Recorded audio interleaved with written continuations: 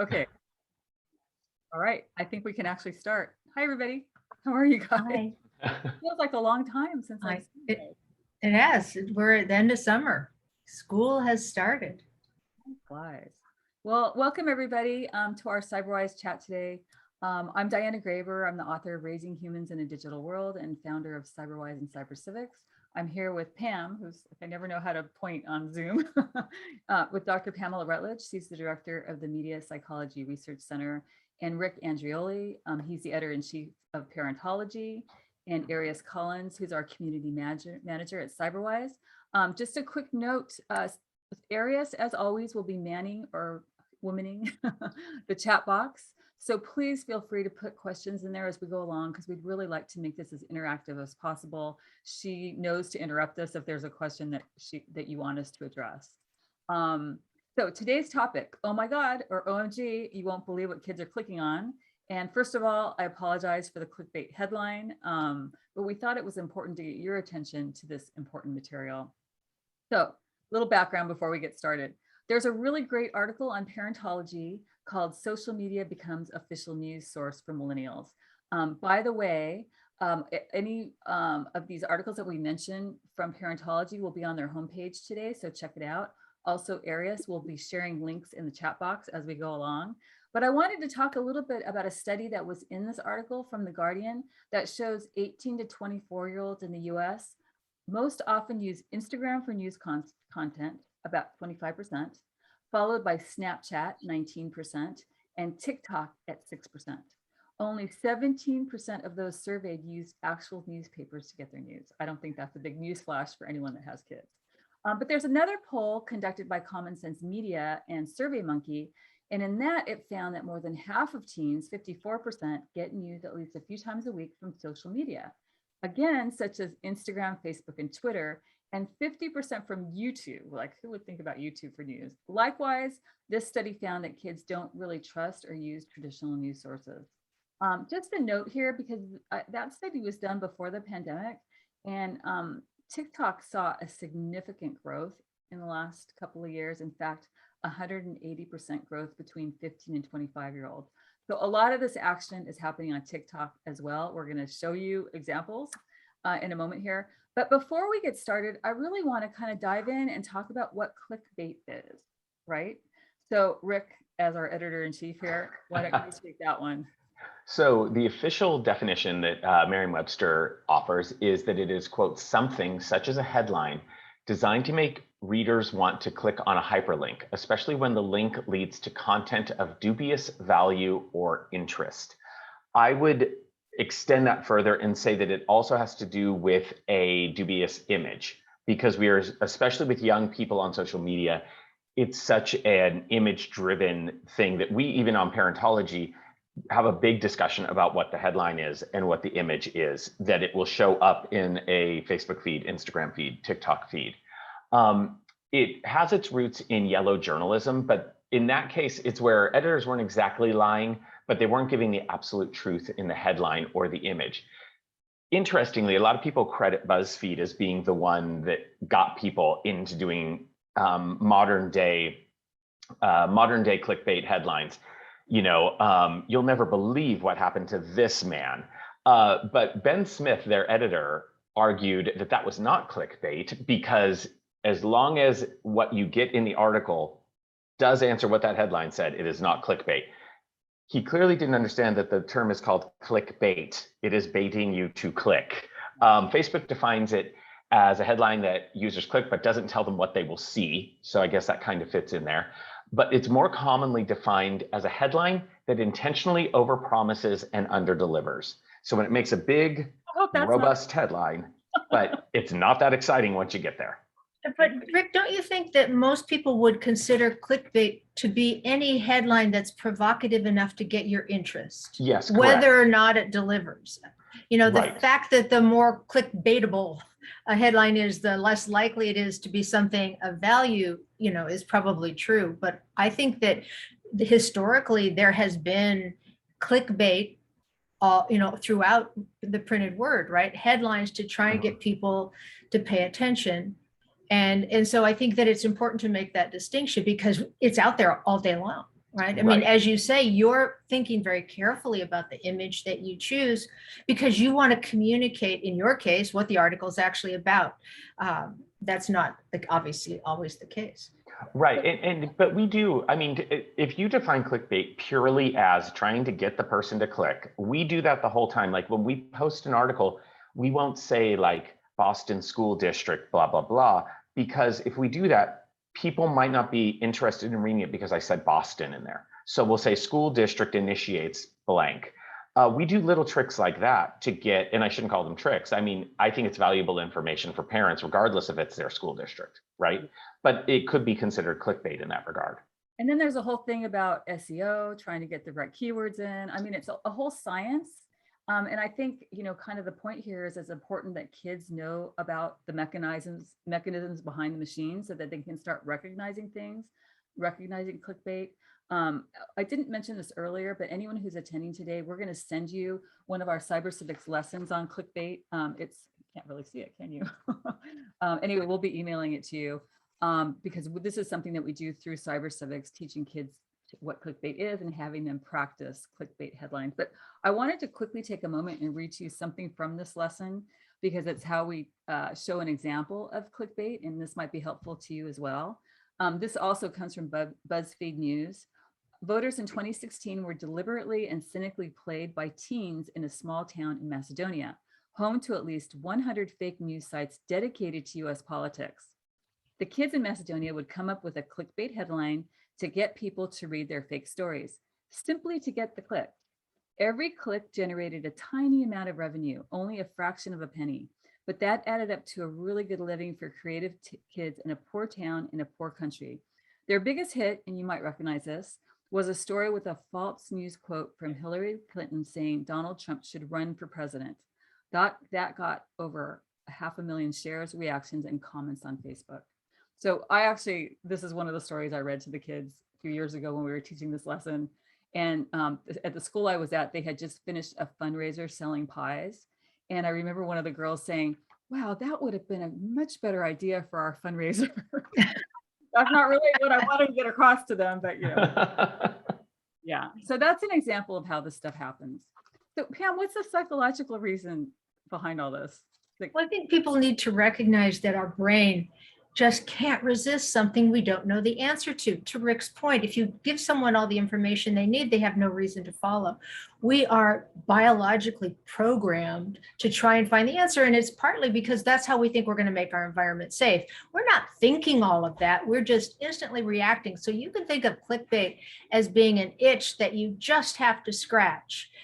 The neurotransmitters that fire in the period of anticipation of getting the answer, not when you get the answer. So the reward cycle is coming when you activate something or recognize something as clickbait that you're interested in. That would be the other thing to mention, is that it has to be something relevant to the viewer. So, you know, Rick's example again about, you know, parents who aren't in Boston, but he thinks it's important for parents. So he wants to make sure that he gets that audience, not just parents in Boston, or in the case of those kids, not just people who don't like Hillary Clinton or who are looking for something salacious to share. So it's all happening subconsciously. So don't feel guilty about it. Just get smart about it. Right. And this is going, you know, really we're talking about this in terms of this misinformation that gets shared, not only by kids, but also by adults. I'm sure people have heard about this too, this quote that came out of the World Health Organization, that we're not just fighting an epidemic, we're fighting an infodemic, said the Director General of the World Health Organization at a gathering of foreign policy experts, referring to fake news that spreads faster and more easily than the virus. So we're going to do something a little bit different today. I've actually got an example of fake news. It's kind of a funny one, and it causes me to have to screen share. So bear with me here. Hold on one second.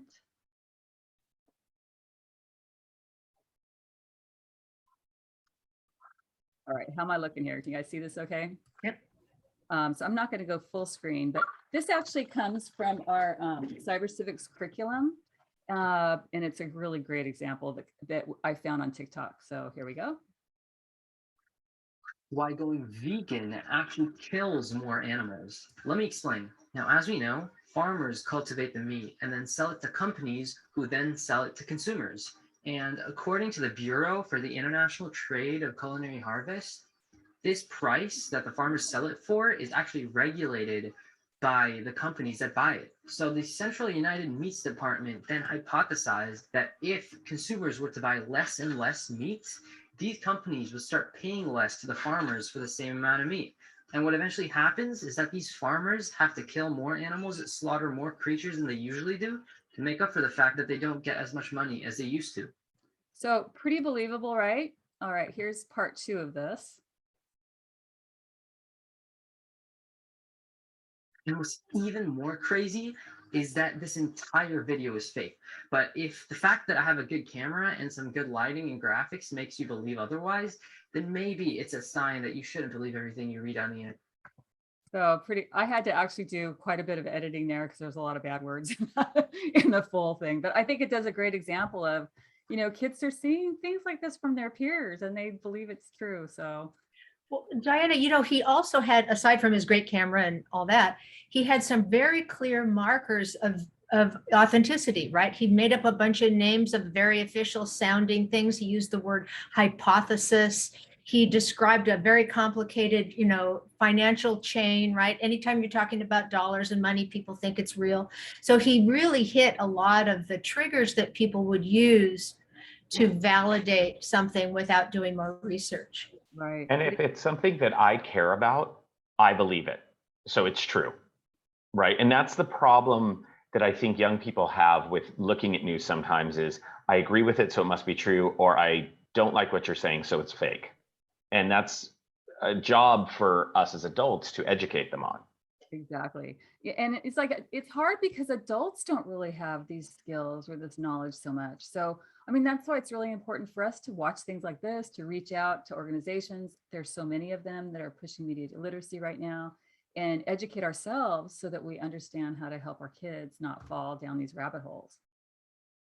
So talking about rabbit holes, we decided for this webinar that we would each choose one to dive down into. So I'm going to start with you, Rick, because you did YouTube. And I think people forget sometimes that YouTube is a social media network, and it's actually the most used one of all. Right. And there's a lot of news being shared on YouTube. So perhaps let me know if you want me to do your little screen share at this point.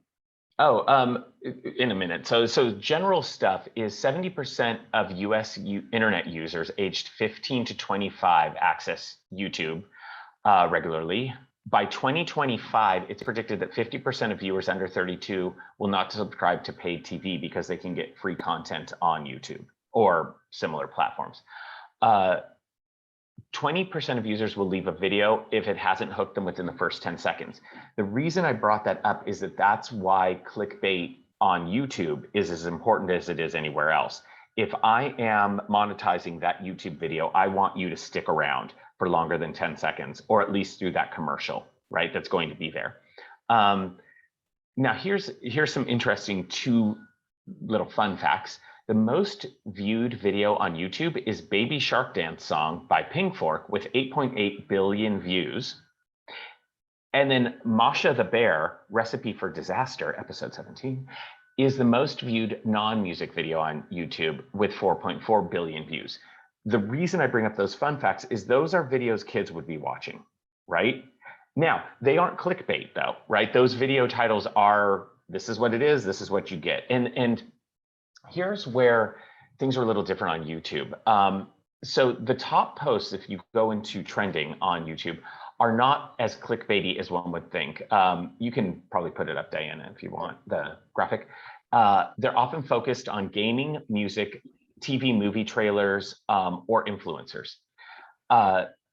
So the clickbait on YouTube is often tied to sites that do clickbaits for their headlines. So if you look at these were in the top trending, but 3 of them are related to Minecraft, right? So it's gaming stuff, but those are gaming clickbaity headlines, right? Because if I'm a gamer, it doesn't tell me what I'm going to find in the video. So I want to watch that and I want to sit through it. And 2 of them are almost 30 minutes, right? The 5.5 million views, impossible, 0.0001% odds.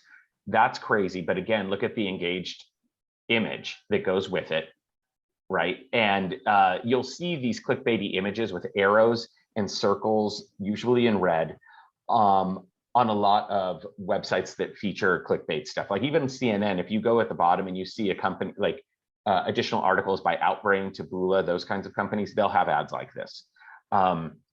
So get rich quick, Bitcoin, a lot of those things. But I don't think kids are looking at get rich quick and Bitcoin per se, right? I think those are more adults getting pulled in by it.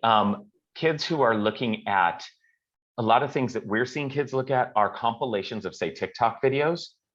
It says what it is, it gets it, you know, best milk crate challenge video. That's legit. The danger is where what Diana was talking about earlier is when they're getting their news from YouTube and they just Google or they search on YouTube for a topic. That topic can take them then to a clickbait headline that's been done by one of these media sites. So it might not be trending in the top, but they can get the clickbait that way. So it's almost like teaching kids to be thoughtful on which video they pick when they see it in there. If they're seeing it from CNN or seeing it from CNBC or Fox or whatever, those are probably more legitimate than if you get it from the Hoop-Dee-Doo Review in Pennsylvania.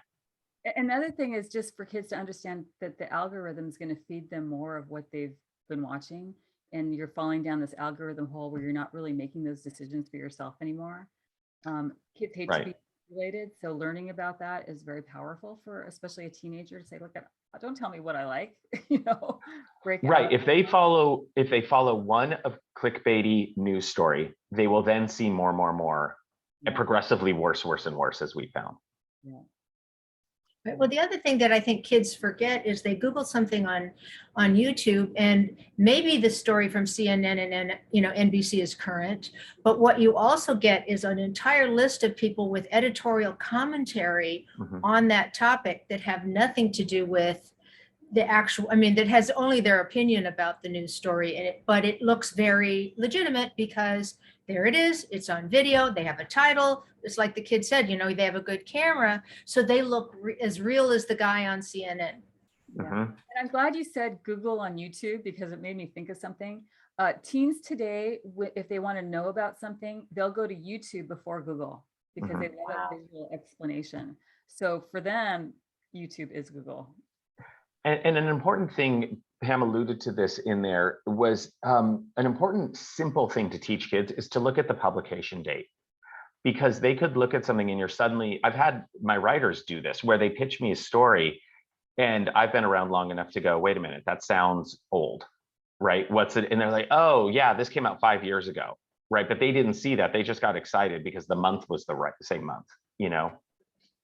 Always look at the date. Good idea. That's a really good tip. All right, we're going to talk about Instagram. Pam unfortunately got assigned this one. It was a tough one, right, Pam? Yes. Well, I think the really interesting thing for parents to know about Instagram is that Instagram, more than any other social media, really works like the mathematical network properties. You actually have to be in a network to connect to other people in that network. So I can't go to Instagram and say, what's trending with teens? I have to know a teen, or I have to know the hashtag. I can search any hashtag I want, but I have to know what hashtag someone is currently using to talk about a specific topic. So it makes it very difficult for parents or anyone who's not already in all of these networks to figure out what's going on. But we're seeing an awful lot these days of sponsored content. And so it's very important, just as Rick said, to look at the date. It's very important to look for sponsorship. Now, interestingly, there are different rules for advertising things that you're selling versus advertising ideas. Advertising ideas, those regulations are not as strict as when you're selling things. So there's a lot of gray area in terms of people promoting beliefs on Instagram as facts. So it's very important to just have these conversations, because you're never, I guarantee you, never going to figure out what your kids are saying on Instagram unless you follow everyone they follow, right? But you can talk with them about what they like, have them bring you examples, and in an open-minded, non-judgmental kind of way, try and understand what they're liking about it so that you can ask questions, so that you can be prepared and prepare them. Yeah. And Pam, let's talk a little bit about those sponsored memes that we were talking about earlier, because I think that's just fascinating. And I can even suggest your little. Fascinating is it's horrifying. So the HuffPost just broke a story in the last week, I guess, about kids who are being paid by political action organizations to promote, pardon? Kid influencers. Yeah, kid influencers to promote various memes and ideas. Many of them are anti-vaxxer messages or pro-Trump political messages. And the kids don't care. They get paid. What you came up with a number, Diana, of like 20 grand a month for just promoting various memes. The interesting and possibly scary thing is that these kids are then deleting these messages a few days after they first put them out. So they're no longer connected to their account, making it very hard to track. But there is one agency that has now 500 influencers that they connect with companies who have ideas, political agendas that they want to promote through these little video memes or image memes. An example that we found here, Pam, because I thought that was just really fascinating. I thought it was terrifying. Yeah, that's a better word, I guess. Hold on here. I got so many things open. Sorry, people. Here it is. So this is an example. Maybe you can talk us through it, Pam, of one of these memes that actually led to donate to the Trump campaign. Yeah, well, so what they're essentially doing, first of all, you've got an influencer. And I think, and I think we'll talk about this after a little bit, because I know, Rick, you want to weigh in on this too, but kids believe influencers. Those influencers aren't strangers to them. They spend a lot of time with them. They feel very personal. Psychologists would call it a parasocial relationship. It doesn't matter what you call it. What matters is that kids perceive these influencers as knowledgeable authorities. And we have a very bad habit, cognitive bias, right, of assuming because somebody's good at one thing that they know something about something else. But you can see in these particular examples, keep America open. What kid doesn't want freedom, right? Or, all the red and the yellow things directing your attention. Because it's an influencer, their followers are likely to share it because they want to be connected to the influencer. They're not reading it either, right? They're just sharing it to be part of the group. And so I think, these such great examples, sometimes hard to find, but well worth digging up and having conversations with kids about, because you'll both learn something. Yeah. Really, I think Instagram was the hardest. It's funny to me that it keeps getting listed as the #1 place where kids get their news because it's so hard for an adult to figure out how. Well, and it's not, sorry.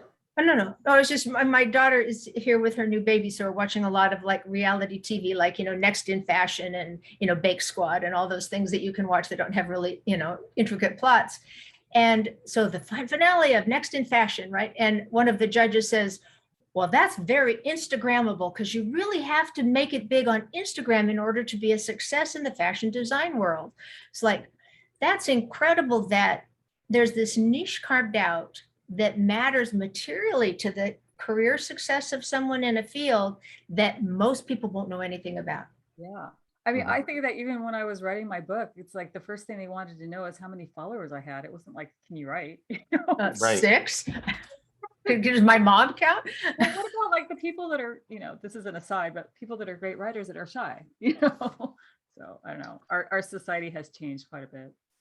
Right. It's a thing too that I think when a young person has a influencer say something that they agree with or whatever, they consider that news. They consider that a fact. And the problem is we've got plenty of instances where that has spread misinformation online, and that could be from vaccine dangers to the Momo challenge a couple years back when Kim Kardashian said, oh, there's this Momo challenge causing kids to kill themselves online. And there wasn't, no, but because she put it out there, it went viral.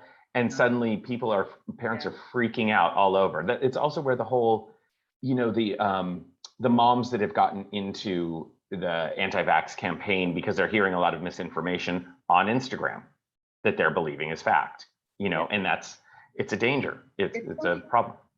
You mentioned the Momo thing, and I remember when that happened, I got contacted by like kind of a major news organization to comment on it.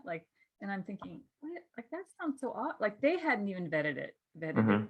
So even news will fall for this stuff. So we are all catching up here, folks, right? Well, yeah, one of the most viral Instagram posts was a deep fake on Bill Gates sort of dissing vaccinations that was then shared by celebrities like Cedric the Entertainer and a whole bunch of people who, so it might have started out as dubious, but by the time it's shared around by celebrities, it gets this good, good housekeeping seal of approval, and kids believe it because that's their platform and that's their world. Yeah. And if you're wondering what a clickbait is, the lesson that you're getting today is actually called clickbait and deepfake. I'm sorry, if you're wondering what a deepfake is. Oh, yes, sorry. On clickbait and deepfake. So 2 hard words to say really fast.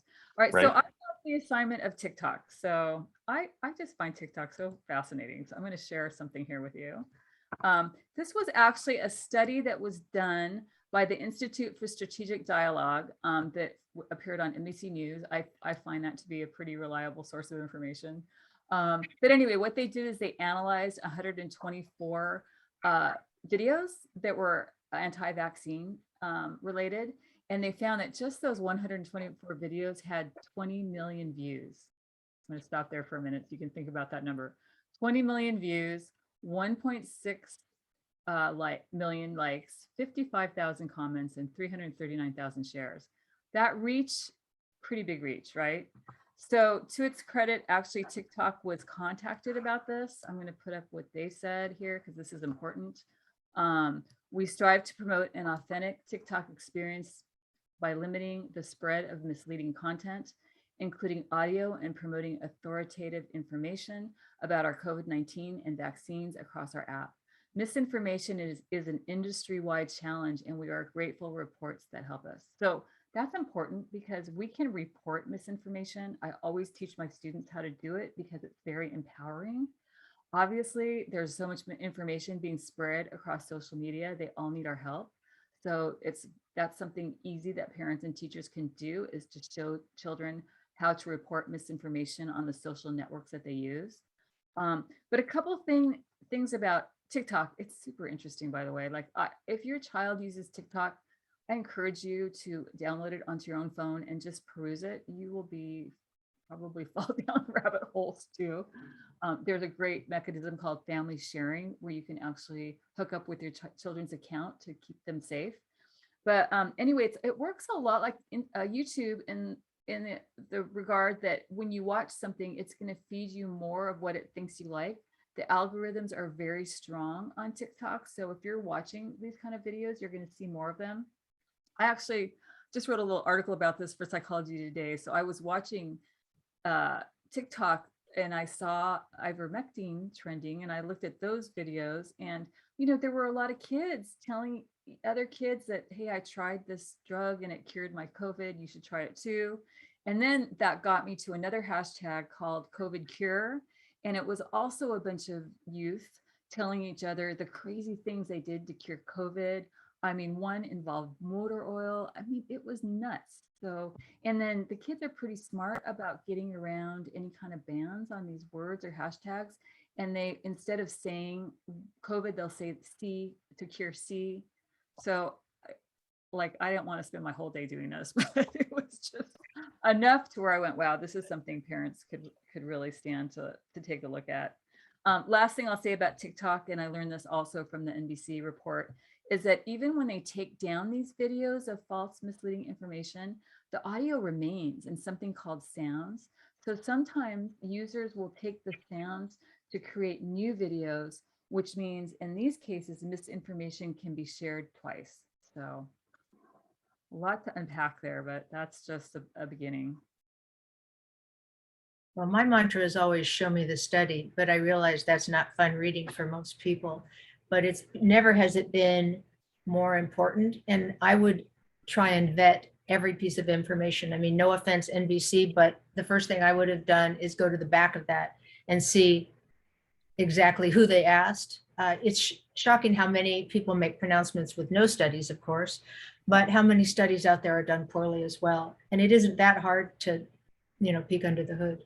Yeah, and that's teaching kids about misinformation. Like, number one, who's behind the source? You can start that so young with kids, but to, you know, of course you should question everything, especially because there's so much information online and anyone can post information.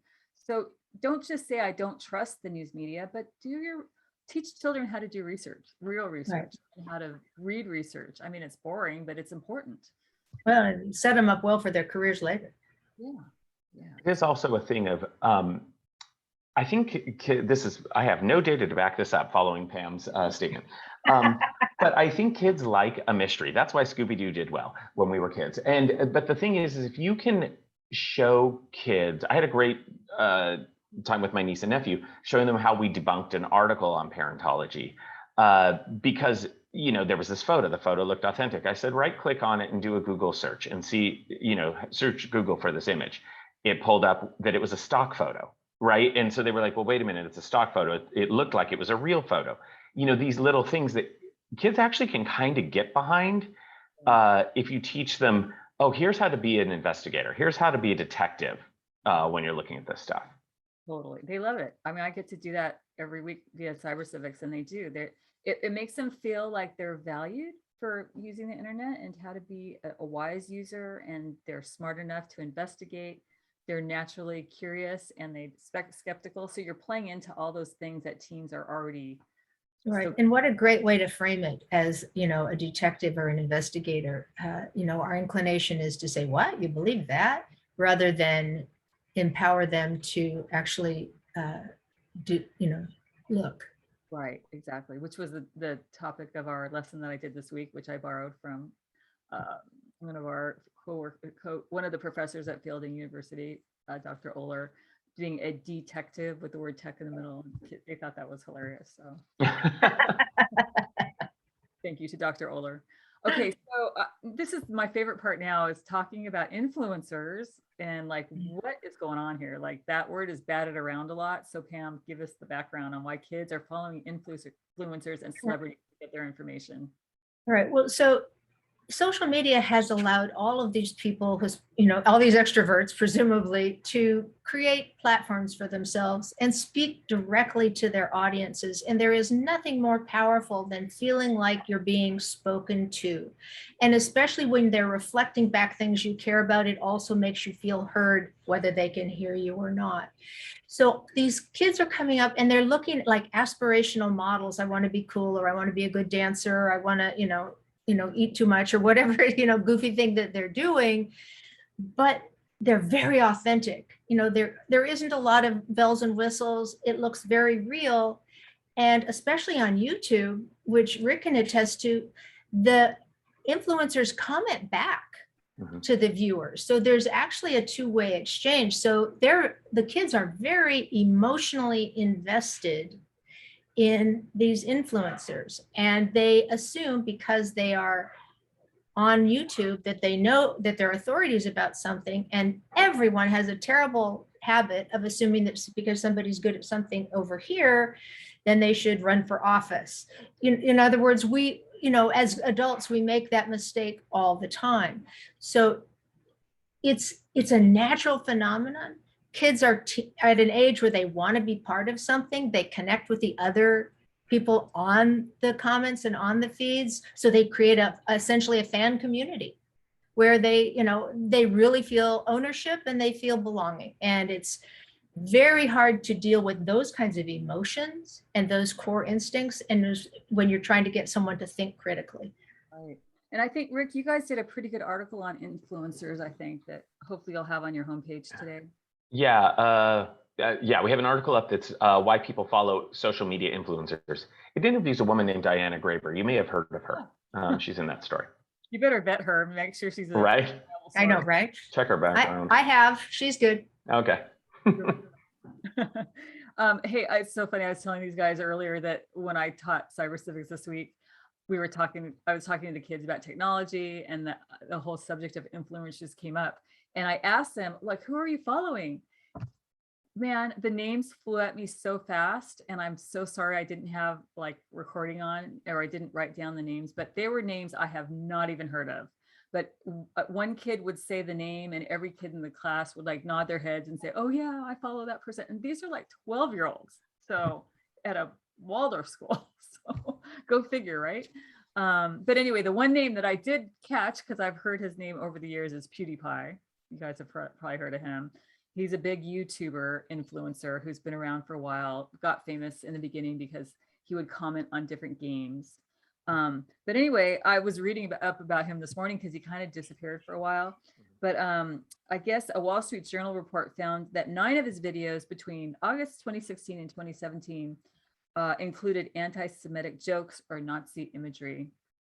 So, you know, that's a good reason to maybe for a parent, especially with your younger children, you know, ask them who they're following and what they're seeing and what they're learning from these people. Kind of important conversation to have. Yeah, I feel like he got canceled by the kids. I'm trying to look him up. Yeah, his name still came up, which I thought was surprising too, because I had not heard about him for a while. Yeah. Well, a number of years back, he got some flack for filming in a cemetery, you know, sort of the equivalent of in a Japanese, you know, house of mourning, and you know, and it with, you know, images of his suicide victims. So that went very poorly for him, and he sort of stepped back. But it's very hard when you're famous, even if you're Insta famous or YouTube famous, to disappear completely if you're willing to work at it. And make no mistake, these influencers work very hard to be influencers. Yeah, being a content producer is a full-time job. Yeah, and kids want to be influencers. And that's another lesson I think it's important to teach kids is like every time you post anything, you have responsibility because you don't know who's going to see what you post. You don't know if people are going to believe what you post. So, you know, be truthful, make sure that you're behind your content. It's come back and bite you years later, as we just talked about, if you're posting things that are inappropriate or wrong or hurtful. So these are conversations that can be had before a child gets their first device so that they are smarter when they start using it. I know you have it. I'm sorry, real quick. I was just going to say, you have examples in your book of kids who've had this come up on them when they applied to college. Yeah. I mean, it still is happening. Apply to colleges, jobs. We see it all the time, you know, where they're things they've done years ago will, you know, nullify people in things they may want to do today. So I was going to check in quickly with Arius. Do we have any questions that we need to address? No, I think you guys are all covering it beautifully. Just want to remind people we're close to wrapping up. So if you have any questions that you want to ask, please put them in the chat box. But I do want to talk about really our important takeaways. At what age can you start teaching kids about misinformation? I think very young. I mean, obviously it has to be age appropriate, but one of the first things toddlers learn how to do is lie, right? Because it's not like an evil thing. It's like they're trying to test what's real and what's not real, and can they convince you and can they not? And that's a very good time to just start in a very non-judgmental way, separating truth from fiction, and how you would check that and continue that conversation all the way up with more and more media examples.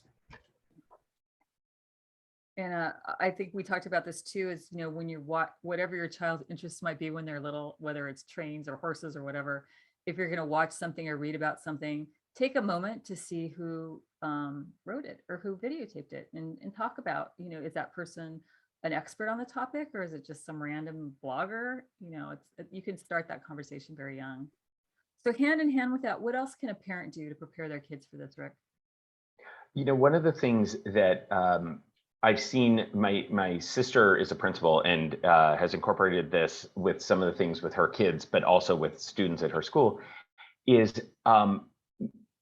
bringing up the craziest clickbait headline they found, right? Have kids find it. So it becomes kind of a joke and they learn to spot it and laugh at it. It's a clever way of sort of flipping the script. Rather than making it sound like homework, it's the, oh my gosh, this is crazy, this is funny, this is whatever. And then it becomes a game, but also a game that's educating them along the way. Yeah.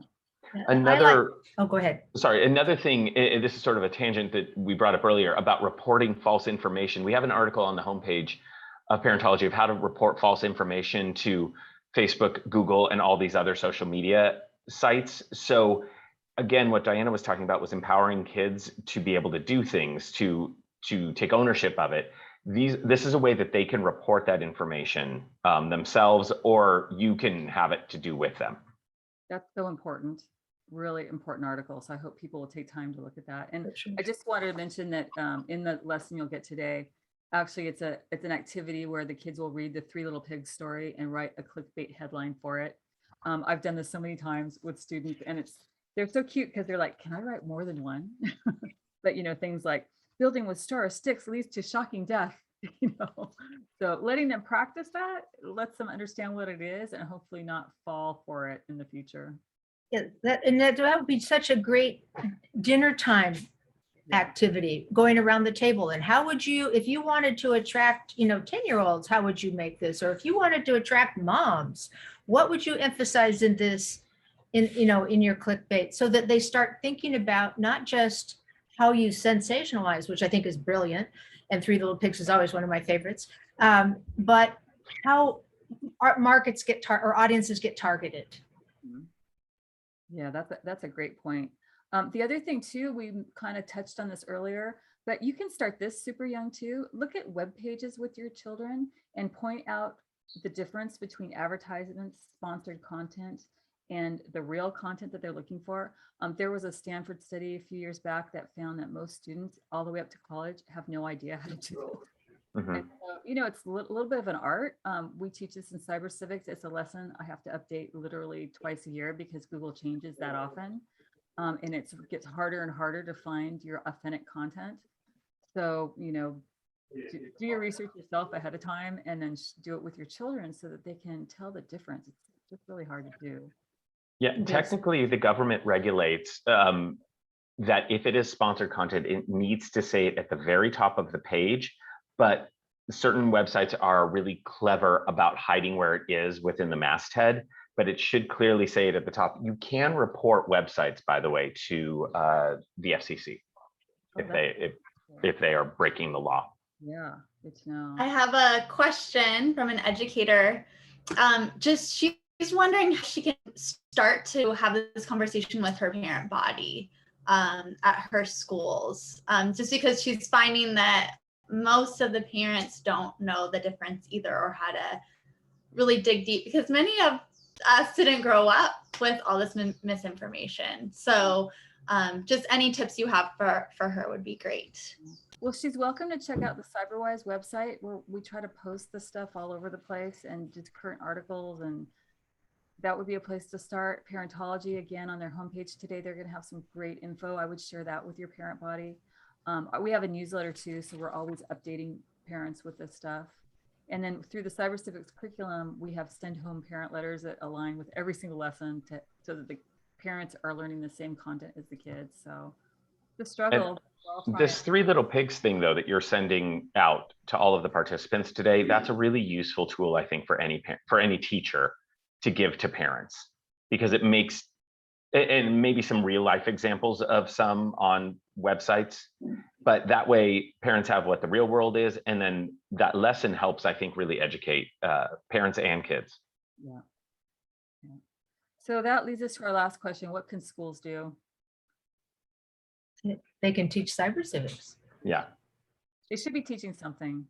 And Yes, in regards to the article I wrote for Psychology Today, I just think digital literacy is today's literacy. Like kids, they're spending more time with their devices than they are in school or with their parents. They're learning things online. Let's teach them how to learn appropriately online, how to read the online world, the stakes, what's at stake when they post something, how to report things. All of this stuff is digital literacy. It's just so important. Yeah, and I think you've done such a brilliant job with the CyberWise or Cyber Civics curriculum, but I think parents need to realize it's not just something that should be taught in one class a day, that so much of our experience is mediated. Do you use GPS in your car? Do you, use a timer on your watch? There's all of these bits that technology interface with our lives that all require a level of media literacy. So having those conversations, I think Diana's done a brilliant job, but even if you're not using her stuff, buy her book and then have these conversations so that it becomes not just a thing, but part of life. And there's a lot of great resources. You don't have to wait till middle school when we offer our curriculum, but there's so much great stuff for younger kids, from Common Sense Media to Be Internet Awesome from Google, you know, so don't wait. Like, let's start with kids even when they're younger. Mhm. All right, any other questions out there, Arius? Nope, I think we're good to go. Oh, Arius, you missed such an opportunity. Oh my God, you won't believe the transformation in the chat window. OMG, you guys, mine's blown here. Oh, we could be here all day doing this. So I think Rick's got to get back to his real job where he can do this. That's right. Okay, what do we do? What's next time, you guys? Well, you know what? In researching this, we realized there's like, it's not just kids are sharing, you know, in misinformation, but they're actually using social media in really like positive ways. So we're going to kind of touch on activism, the way kids are clicking for good or writing things for good. We haven't come up with our clickbait headline yet, but that's more or less the topic that we'll think of for next time is social media activism. And I'm particularly interested in it on TikTok because I see that network really transforming in many ways that we're going to talk about. Activism or slacktivism? There you go. Either one. We'll define the difference. So stay tuned. What is it? So, all right. And again, that will be the first Tuesday of October at noon. So we'll see you guys then. All right. Cool. Nice to see you guys. Great conversation. Thanks, everyone. You guys have a great day. Thank you. Bye-bye.